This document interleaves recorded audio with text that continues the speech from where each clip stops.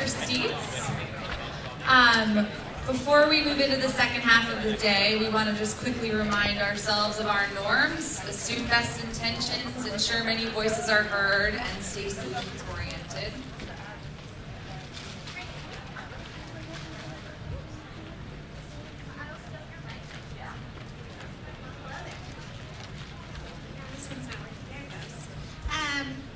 It is my pleasure to introduce yet another teacher leader, Chris Fazio, who will be moderating our conversation with Commissioner Elia. Hi, I'm Chris Fazio. I'm a high school English teacher at Queens Metropolitan High School, Forest Hills, and I'm also an E4E school team leader. But today, I am really excited to introduce New York State's new Commissioner of Education, MaryEllen Elia.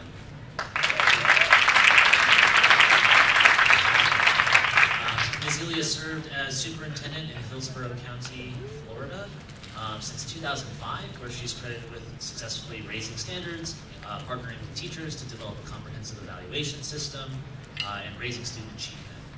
Commissioner Elia had a remarkable record of working collaboratively with teachers, parents, and school leaders to get things done. During her time in Hillsborough, she led a successful introduction of the Common Core standards, increased graduation options for students who had fallen behind, and helped develop one of the country's most innovative multi-measure teacher evaluation systems. Under Ms. Elia's leadership, Hillsborough County Public Schools received national recognition for gains in student achievement. And all this was accomplished with school leaders and teachers as partners. A native New Yorker, Ms. Elia began her career in education in 1970 as a social studies teacher in Buffalo's Sweet Home Central School District, and taught for 19 years before moving on to administrative positions. We talk about teachers becoming leaders and having teachers make these decisions. Like her predecessor, John King, a lot of experience in the classroom, as well as in administration. We are pleased to welcome her back to New York and looking forward to working with her on the same issues that had such an impact on Hillsborough. I heard her speak last month, and I couldn't help but notice that we share perspectives on many of the issues that we're facing in our classrooms. As commissioner, she is responsible for overseeing education policy for all schools in New York State, and she was appointed to the Board of Regents in July. As the commissioner is speaking, please feel free to jot down questions on that note card in your folder, and we'll try to get as many of those as we can. And please join me in welcoming New York State Education Commissioner MaryEllen Elia.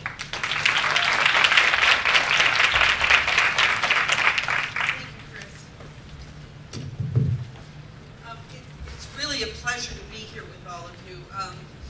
I don't often, in the role that I've been in for now the last almost 6 weeks, I haven't had the chance to get to a group of just teachers.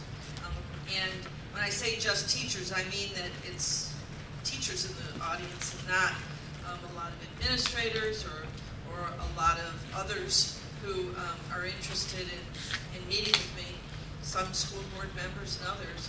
But I really believe that that the way that we are going to improve outcomes for students across the board is by working closely with teachers. And as Chris pointed out, I've had 19 years of being one of you. 19 years in the big picture of somebody's career is a pretty long time. And I know the difficulties that can come with a lot of the things that are, quote, done to teachers, and not something that I generally want to do. You get into a bureaucracy. Some of you probably can understand that. Even schools have a bureaucratic approach to things sometimes. And it's hard to break it, unplug it, and do things differently. But I can assure you that that's one of the agendas that I have, so that we can make things more responsive for the teachers who really are the ones that make it work. So I am going to open it up for questions, and I'm not going to speak a long time because I think questions from you would probably be the best use of our time together.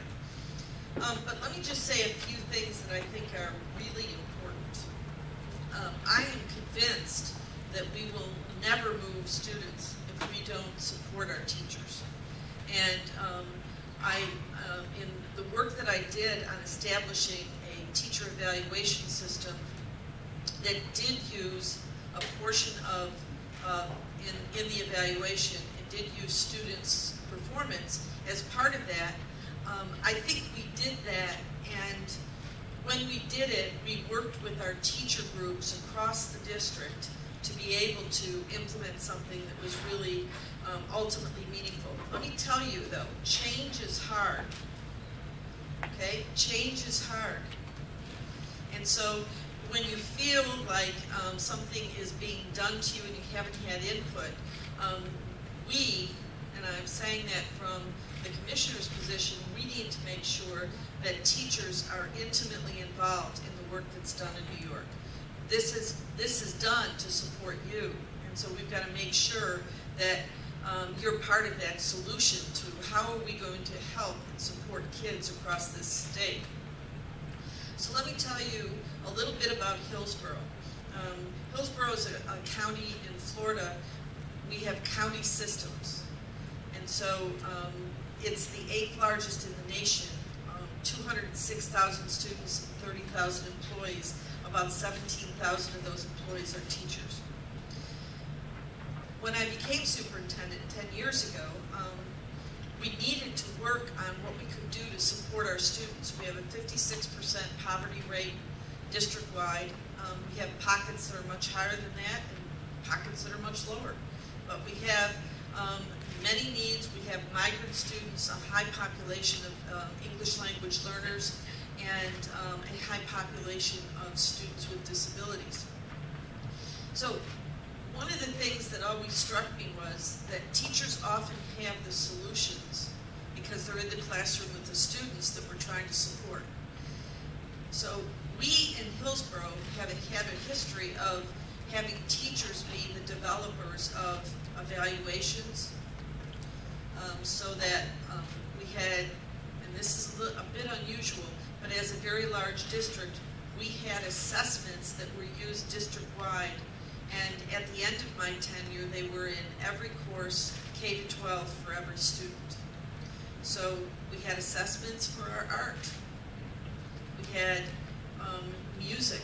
We had all of the subject areas, and those assessments were developed by the teachers of those subjects.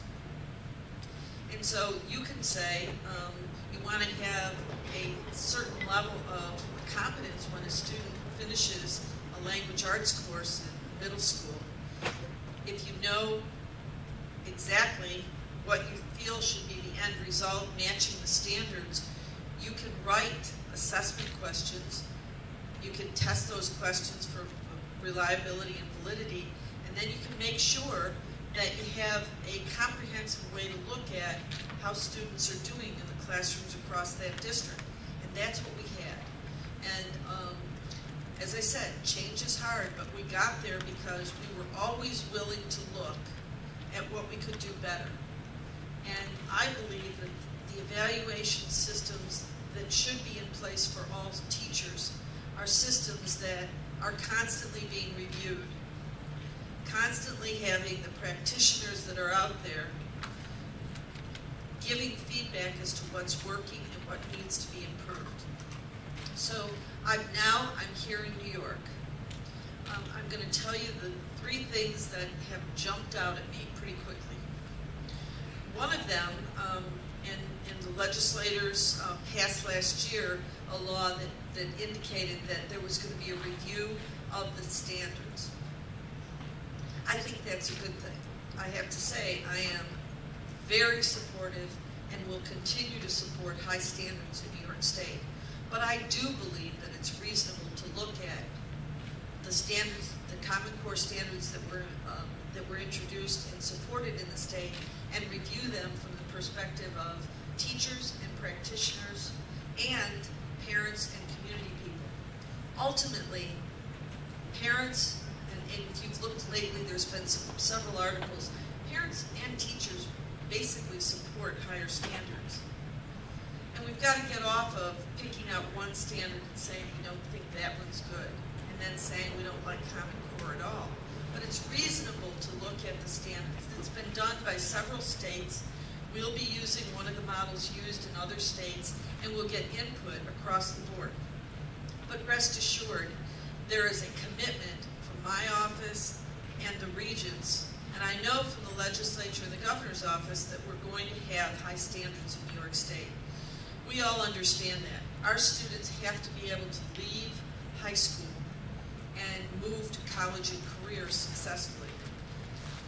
That doesn't mean they go into a community college here in New York and they have to take remedial classes. It means they're ready when they leave us, and we need to get them ready. So one thing we're going to do is look at the standards, review them.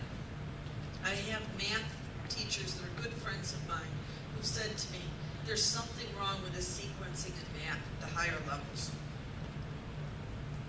I wouldn't be able to say yes or no to that, but people that are doing it every day and working through and seeing how students are getting caught in what might be a spiraling curriculum because they didn't get something that they needed earlier, I think those are all reasonable things to talk about and to review. The second thing that I think is extremely important, and we've already taken some action on this, is to establish an assessment that teachers feel match those standards. I don't know how all of you believe we've done with that, but when I came to the state, there was an overwhelming kind of reaction to the assessments that have been given. Pearson is almost a dirty word in New York. Am I right? Yeah. So I'm glad I'm moving on that. So we've already given a contract out to another company. And part of the involvement of people outside of that company will be panels that will be set up by teachers or with teachers across the state. In fact, I'd like to have some of you be part of that. I'm looking for collected names of people that are in groups that we can send out invitations to say, would you like to be part of the panel to review? That would be, and besides just the panels after questions are done, we want teachers to be part of the development of the questions on the assessments. I think it's powerful when practitioners from a classroom are the ones that are designing those questions. Now, we all know they have to be field tested. We have to know that they're reliable and valid. But that can all be done. I think that what was lacking in at least the people's perception in New York is that there hadn't been involvement. And although there were panels with Pearson, obviously that's an area that we have to look at. So we're establishing a much more proactive approach with the testing company, with having input from teachers and practitioners, so that we know that the work that's being done and what our students will be sitting for has had the eye of the actual teachers in the classroom looking at it. And the third thing that I think that I'm going to be reviewing and working with is the APPR, that is the Teacher and Principals Evaluations. We have to look at that, we have to review it, and I think, as I pointed out earlier, when you do something, just like when you do in a classroom when you're teaching, you try a lesson with a group of kids. If it doesn't work, then you go back and revisit it, right? You don't keep doing the one that didn't work. You don't keep trying that particular strategy if the group that you've got is not able to plug into it. And I think what we've got to do is have an attitude of review. It doesn't mean that I am not totally committed to high standards. It means that I want to support the people that will get our kids to high standards, and that is our teacher corps. And so I'm committed to that. Let's say that, like other states in this country who have implemented the Common Core and other high standards, implementation is the tough part.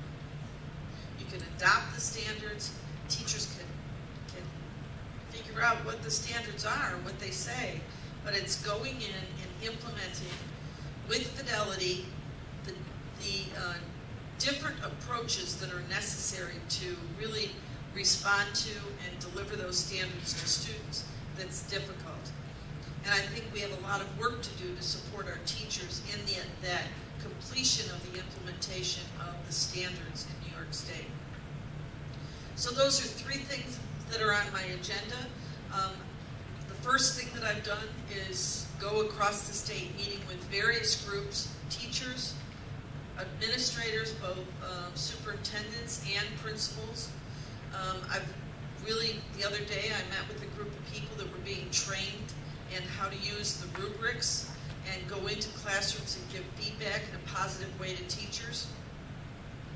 One of the things that I believe that we can really raise the agenda for is collaboration among your peers. You know, talking with the people in your school, in your district, about what's happening when you're implementing a particular standard, and having that kind of collaboration amongst teachers in a school or in a setting is extremely helpful. You know how everybody does things differently, and some people do certain things better than others, and everyone's got their high points. And I think we can positively learn from each other by having that be part of the design for the implementation of standards across the state of New York. So I think you really know where I am.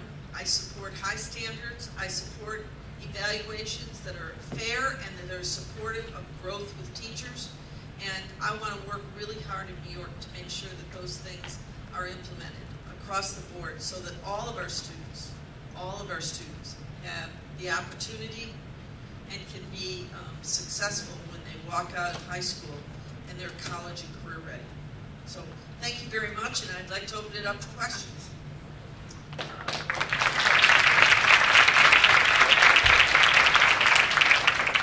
Thank you for sharing your vision for the year. This event's a lot about getting everyone excited for getting into the policy world this year, and our focuses as well. So I have a few questions about your plans, and then as I'm asking these questions, outreach directors will be collecting your questions on the cards, and we'll get to those right after. So the first one is jumps right. You have to understand now, only 6 weeks, so give me a break.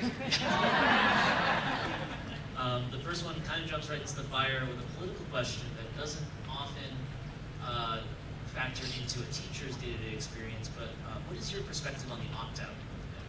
And how can we as educators talk about that need to opt in? I believe that the people that are involved in the opt-out movement are really not aware of the use and the support that assessments can give to what happens in a school and in a classroom and or in a district. Let me give you an example. I was with a superintendent the other day, and she said to me, I had a very high opt-out rate.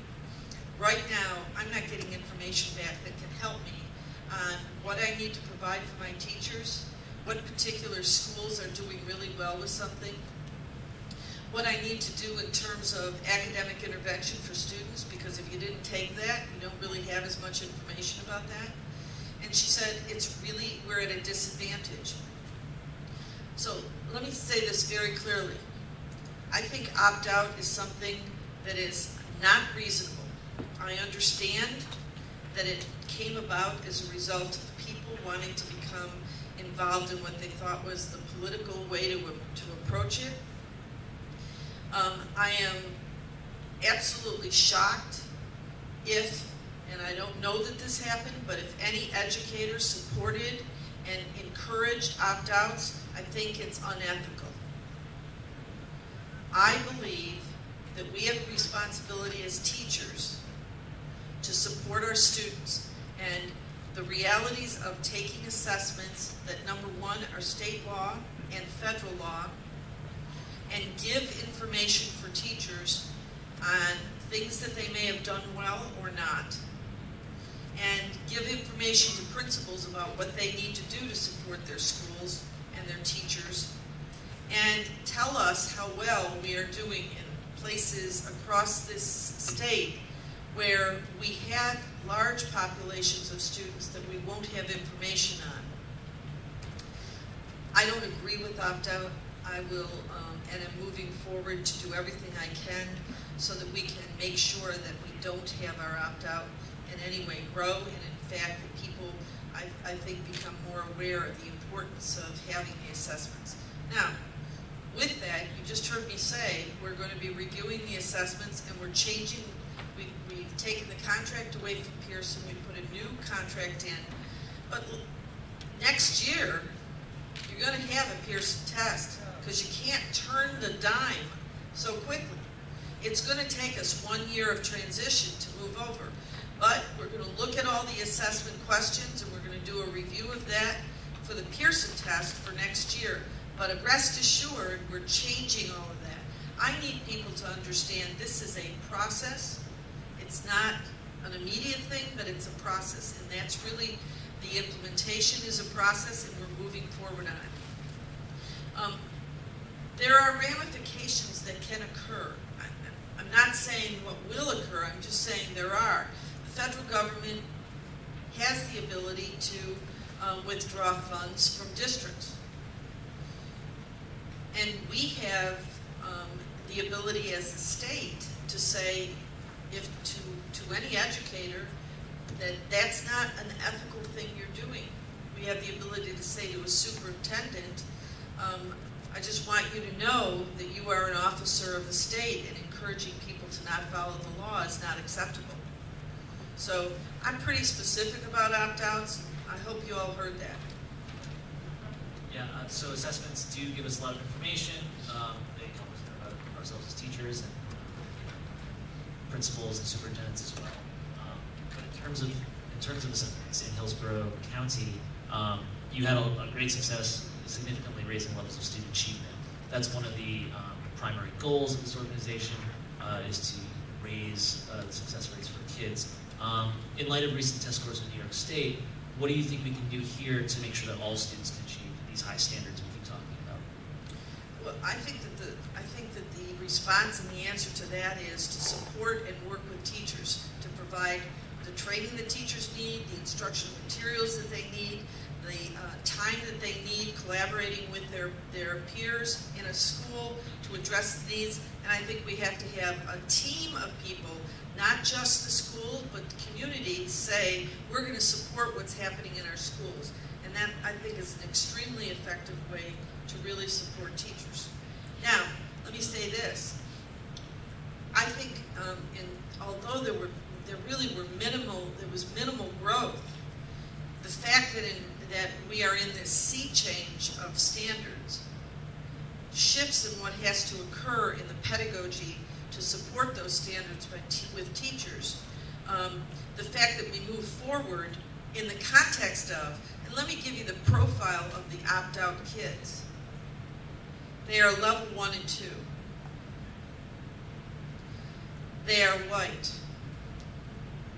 They are not from disadvantaged families, and they are not ELL students.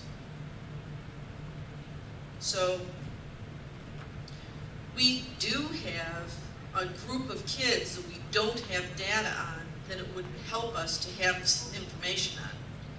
And those students were opted out.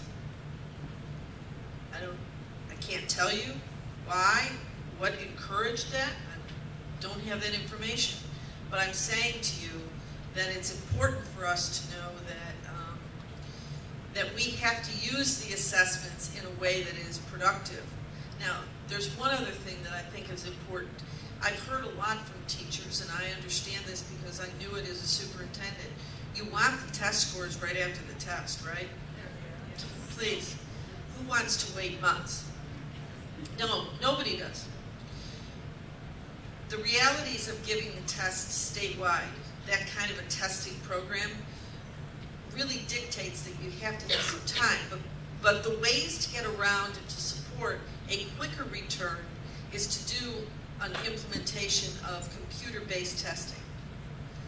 So you can imagine if your students took the assessments on a computer, you can much more quickly turn that around rather than having boxes upon boxes of paper. And so ultimately, that's where we need to get. This next contract does have a component of it to pilot and move towards having computer-based testing. And that will be extremely helpful. Remember, I said to you, it's a process. And that would be extremely helpful in moving us forward to be able to, in fact, get that assessment information back to you more quickly, to your schools and to your students, parents. Yeah, our policy paper on assessments actually does recommend move towards computer-based assessments, and so I think we align a lot in that regard. And the next question is more of an abstract issue that is, it's easy to raise test scores, you find out what's wrong, and you fix it, right? And you teach back what the students didn't get. But something like the prestige or the perception of the teaching profession is a little more nebulous, and that's, you know, the second big goal of Educators for Excellence is to increase the professionalism of teaching. So how can we raise that prestige of our profession? So I can tell you, I'm a commissioner that will never bash teachers.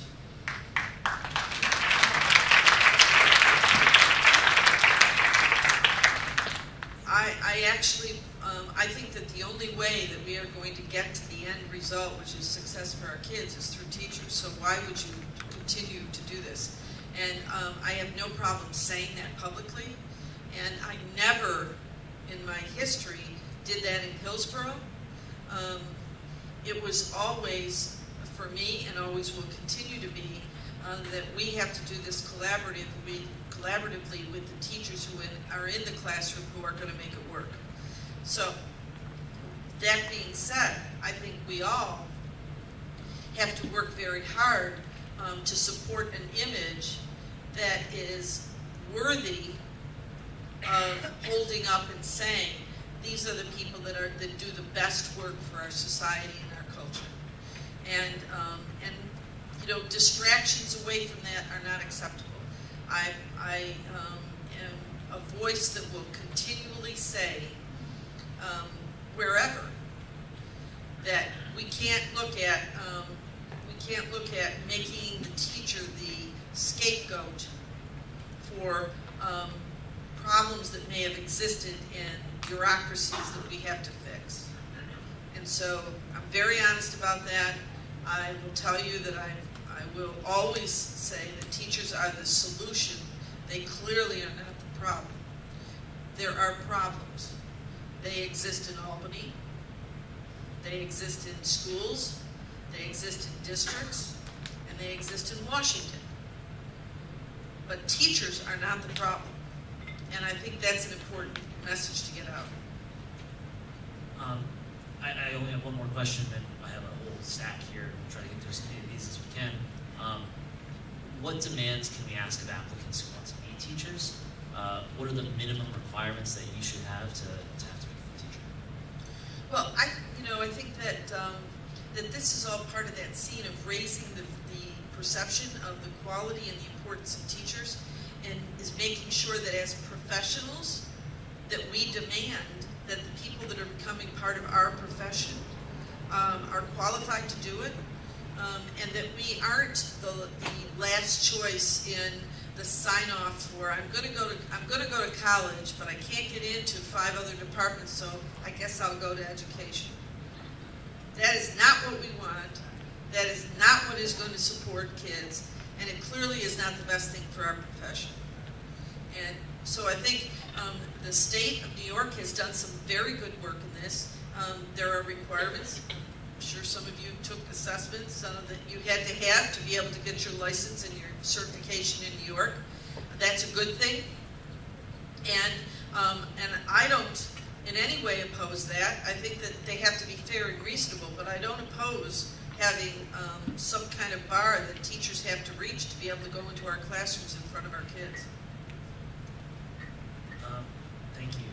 So I'm going to just go through this as well as I can.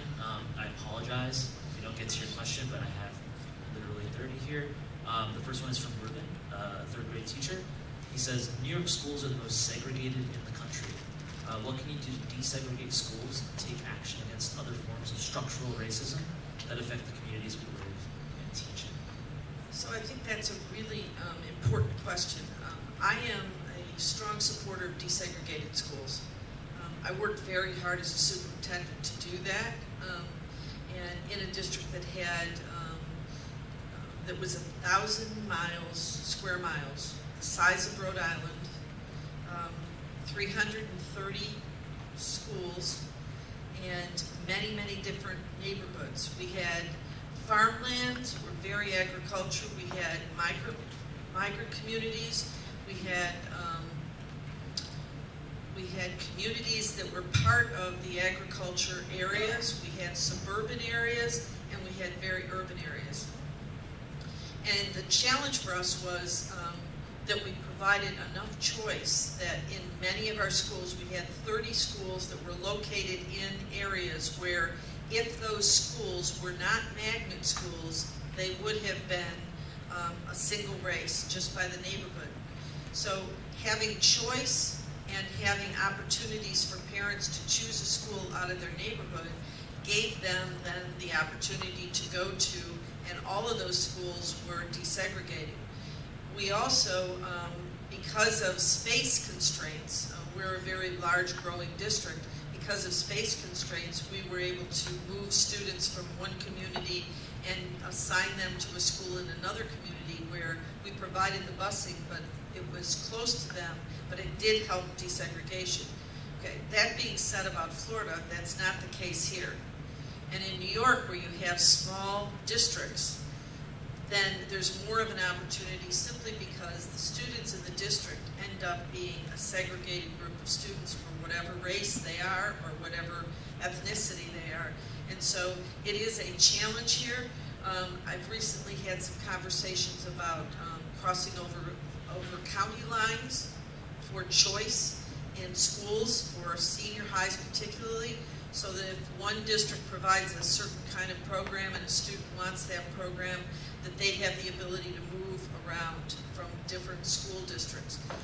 Those are all things that I think are possible, but within the constraints of the laws, we can't right now make determinations of placements of students. So I think we have to look at all of the possibilities for New York State, and to me, the best thing that seems to have worked very well in other districts and in Hillsborough, where my experience is that you offer opportunities for programming, and that moves students into different places. So it's one of the options, but it's a challenge, and I do believe that the person that wrote that question has their finger right on it.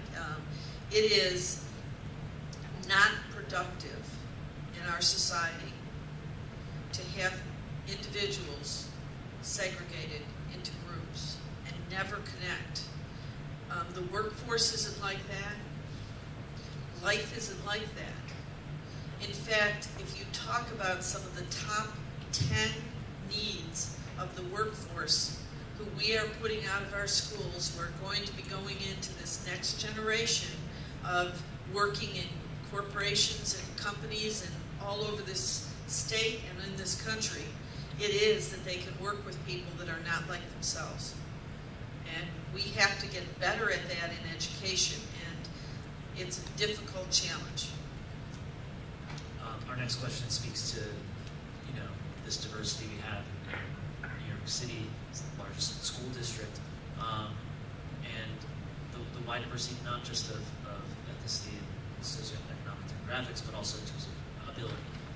So Michelle asks, in regards to making sure our students graduate with a skill set and the ability to be successful in college or careers, how should we provide support for our students? They're so low skilled that they can't pass regents, that they've been pushed through the system, and at best will graduate with an IEP diploma, which basically means they just showed up to school. So one of the things that I'm working on, kind of an agenda since I got here, I started as a social studies teacher, and although I have a degree in reading K-12, I have a master's degree in social studies, targeting European and American history. So my background is in high school, but I did a lot of work in elementary, middle schools. The reality is the catch-up scenario, right? So we have a lot of students now that are going to go through even pre-K into kindergarten and first and second grade, and they've been at the new standard level. They've gotten support, and in many cases, if they needed it, they got the interventions that were necessary for them to be able to move on and be on grade level and move forward. Then you have, just because you put the standards in place doesn't mean the kids are all ready for that. And so you have your higher level students or higher grades that haven't had some of that preparation, and we're seeing that right now. And I think that's really the point that's being made. But I think we have to start thinking of ways that we can support kids to get there. There are a number of strategies. I think they have to be, I personally think they have to be strategies that are used in the classroom with a teacher, with the opportunities to do small group work, to really push kids in their skills levels. But this is a challenge, right? It's why we really have to have the kind of higher level expectations for our teachers, because we can't allow that whole scenario of a kid being passed down when they can't do the work. We've got to get them caught up. Technology is certainly one of the things that can help. Getting parents involved and supporting, so you have an agenda of hard work in our kids. You don't just sit there in a classroom and no matter how hard the teacher works, you aren't going to just take it in if you don't want to. And that whole attitude thing, I think, from students' perspective is extremely important. And that's part of this. So there are many challenges, and yes, we have for a number of years in many places, not just in New York, but we have passed students forward, and we now kind of, the buck rests with us, and we've got to move them and give them the support they need to be successful. We are looking at multiple pathways to graduation. So one of the things that you said was a kid can't pass 5 Regents exams or whatever. Well, there are other ways for kids to show that, in fact, they are competent in a specific area. And it doesn't have to only be through a Regents exam. Let me give you an example. In a career technical program, you could have a student that can take an external certification exam, and that could be used instead of one of their Regents. So they still are going to have core Regents that they'll take, but we could have other pathways. One of the other things is advanced placement classes. We don't have to have kids constantly forced to take double exams. If they can pass an advanced placement exam, then that should be a pathway. We have international baccalaureate programs that are offered across the state. That should be one. We've got to look at multiple pathways. And there are assessments and rigor that are embedded in those programs and coursework, and we've got to accept the fact that all students don't walk to the same drummer. And we have to provide opportunities, not that we're watering down the expectations, no, but that they're different and that we can make sure that we keep high standards while we're doing that. Yeah, it's just such a large district, it seems hard to legislate for every single type of school, for every single type of community, and those problems seem like particularly difficult to find that one solution that fits every community. Listen, there isn't one solution, right? I mean, you know that you teach in classrooms with lots of kids. Okay, what works with 1 maybe works with 20, isn't going to work with 5. And so you've got to look at the situation and figure out how can we do certain things. And you bite off each one, you solve that problem, and you move to the next problem. I think there are some ways that we can do this where it can be effective, but you're right. In a district the size of New York, the largest school district in the country, okay, there are things that have to be done that can be rolled out to different schools, and there's others that have to be, I think, specific to some of the circumstances that schools and teachers and administrators are facing. The next question is about school culture and school climate. This is a focus of our most recent policy paper. The questioner asks, you've experienced great success in your last position. However, one concern of your critics was the disproportionate number of minority students being disciplined, and we see this today in New York as well. As that is one issue identified in the policy paper, can you speak on your plan to address this issue and affect positive change in school climate? Right. So there's no question. I mean, this is a national issue. We had it in Hillsborough. We had the issue of over-identification of African American Hispanic males in the discipline process. We did a number of different things. And by the way, over the last 2 to 3 years, those numbers have decreased. So they're going in the right direction, but there's still work to be done, right? There's still work to be done across New York State in many areas. One of the things we did is we looked at interventions early in a child's career so that we saw some of those factors that you know are going to potentially put a kid at risk.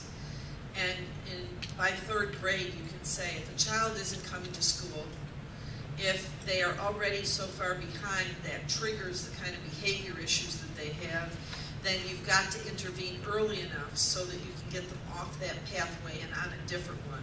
And we started doing that very proactively in schools where we saw that those numbers were really at risk groups. We intervened at middle school more effectively. I think one of the problems we have in middle school is we haven't really gotten to the issues of how can we deal with that developmental group and the scenarios that occur in middle school with kids. You know, some of you are middle school teachers, I'm sure. That raise your hand if you have middle school kids. Bless you. Right? And I will tell you, they probably love their middle school kids, right? They love that grade level, and they like being with them because they are quirky. They are quirky, they're different. And so I think what we have to do is look at kind of the characteristics of middle schoolers. What is it we can do? We started doing this in Hillsborough. We did a lot of work on support for teachers to understand that some things that they may have thought were disrespect really weren't. And we also dealt with students to say, okay, when you do this, this is how your teachers see you.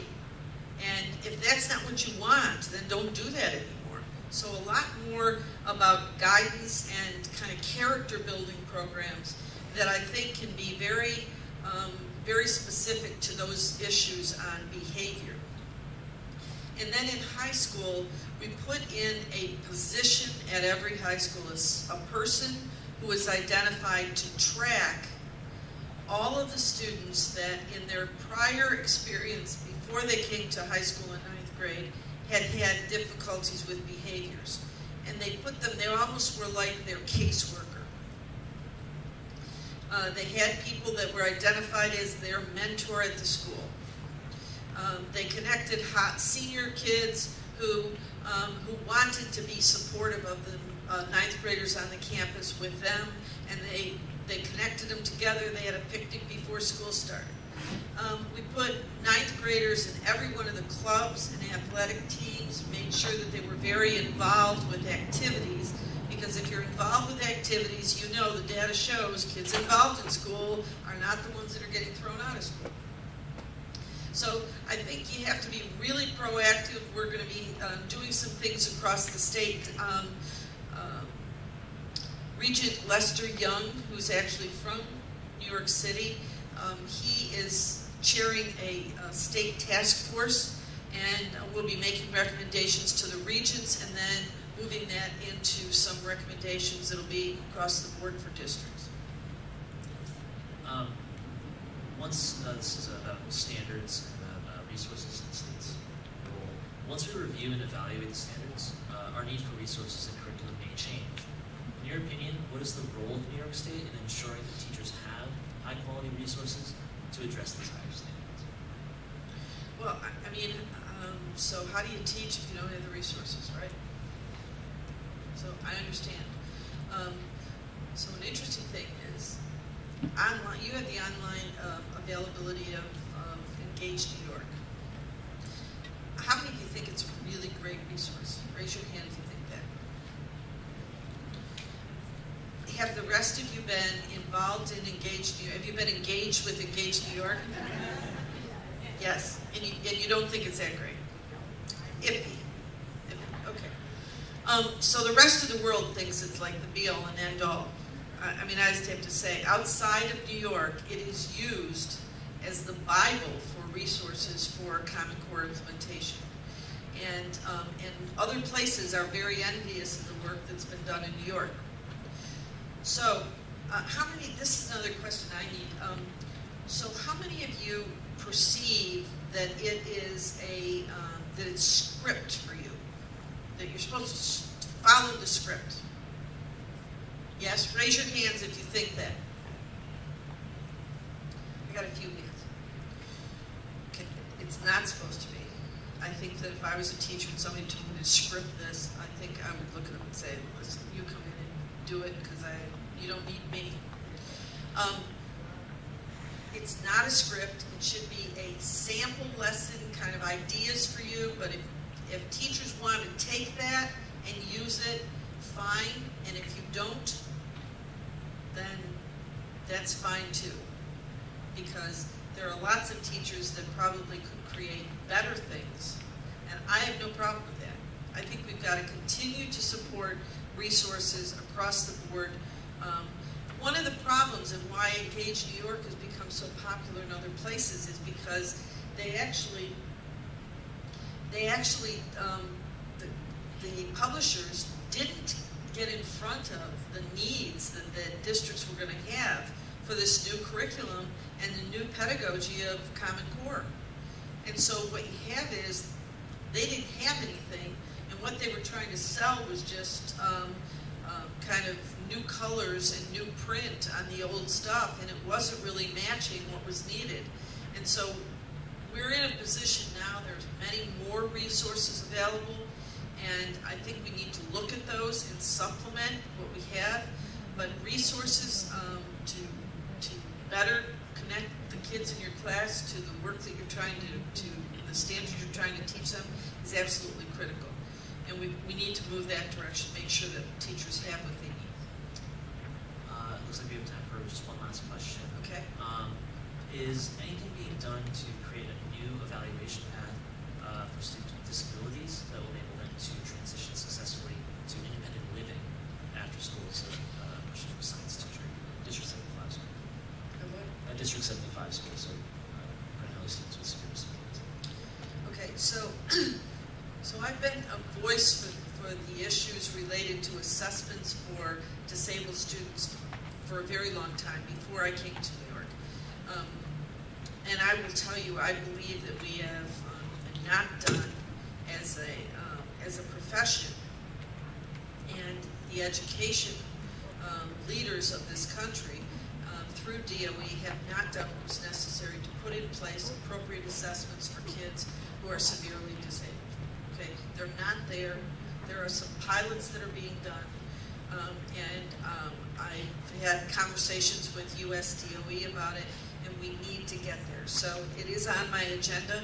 I also want to say that I also believe that some of the restrictions related to testing for our ELL students is not realistic, and we're working with USDOE on those things.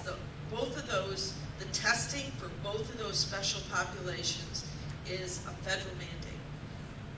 So just understand it's not something that MaryEllen can just say, let's put this away over here. I can't do that. And I think that it's appropriate that we really push the needle on it, but it is something that we are attempting to work on. We are also looking at pathways for students to be able to get a diploma and this would not necessarily be in the severely handicapped group, but in students who need to be included and need to have the opportunities to get a diploma and have, in fact, the ability to be able to challenge some of the Regents exams or some of the approaches. We have to work out different pathways. You know, every kid is not the same, and they can be successful, but we have to make sure that it's rigorous and that, in fact, that they've met standards to be able to get there. So we talk about speaking with policymakers and decision makers, and I mean, this is it. This is we really appreciate you coming here. So thank you very much for coming here. Thank you. I appreciate it.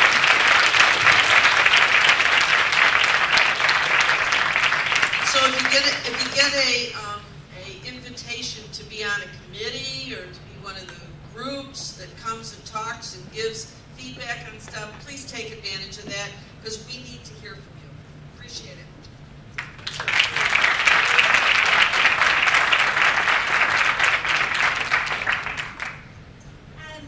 Thank you all. Hope you can hear me just fine. And ideally, I know there are a ton of questions that we didn't get to today, but hopefully this isn't the last time we are having not only this conversation, but conversations like this. And we are still more than happy to share these questions with her so that she can at least see what your thoughts and reactions were to the conversation and the types of questions and ideas that you have from here. With that said, before we transition into some breakout sessions and Natalie come back up here, you've been sitting for a while, so go ahead and take 5 minutes, stretch your legs.